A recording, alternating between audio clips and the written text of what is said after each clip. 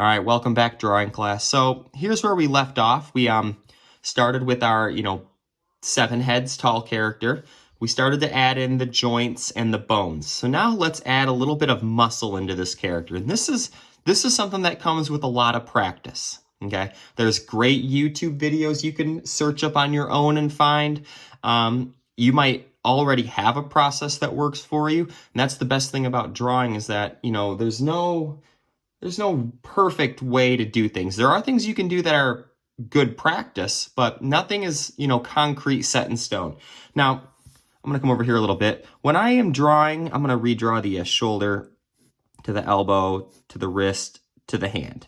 So there's the hand. Now, when I draw the muscles, I want you to think of them as not perfect ovals necessarily, but maybe almost like, it's a strange shape. The human body is really, really unique in terms of muscle, in terms of all sorts of different things like that. So let's zoom in a little bit. Now, so what I'm going to do is up here at the shoulder, I'm going to have the top of my oval kind of follow this circle and kind of round it down. And when I get to the elbow, I'm going to kind of round it around that circle like that. And kind of just start with this oval shape. Like that. So if I go to my character, if you've got a really sketchy character right now like I do, it's not a bad idea to erase your lines and just redraw them a little bit cleaner. It's going to make your life a lot easier in the long run. So I can just start by filling in the bicep area with these kind of circular oval shapes. Now, your elbow is much wider than your forearm.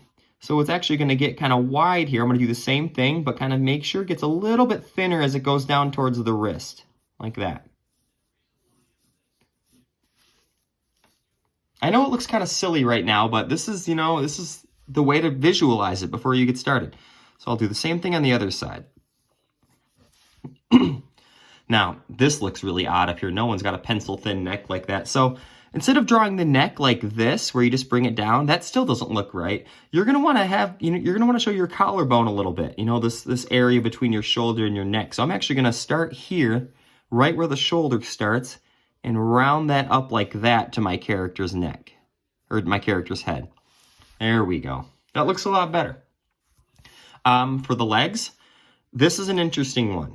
So I see a lot of kids, I have seen a lot of kids in the past who, when they're learning to do this, this is what they end up doing. So here's their hips, here's their abdomen, here's their legs, knees. Here's what they end up doing. They end up going like this. They think of it the same way as these pieces up here for the arms, and they go like this. Now, that is incorrect, okay? Your thighs are one of the bigger parts of your body, and so I want to show you the correct way to do this. Now, your thighs really don't protrude out too much from your hip. So I'm going to kind of I might come out and be a little bit round, but not too much. And when I get to the knee, I'm going to round it because your knee's a pointier point than up by your hips. I'm going to round it down, and I'm going to bring it up like this. So it's definitely wider up at the top. And I'll do the same thing on the other side, just like that.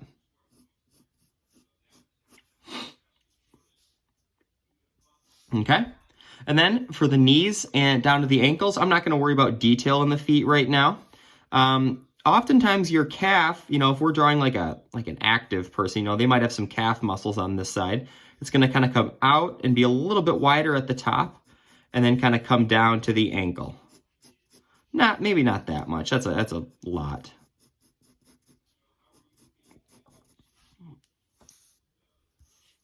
Okay, and the next step would be to just kind of, we got to close in this character's torso area. So from right here, I'm just going to kind of draw this line in a little bit and then bring it out to the hip, but just very, very subtly.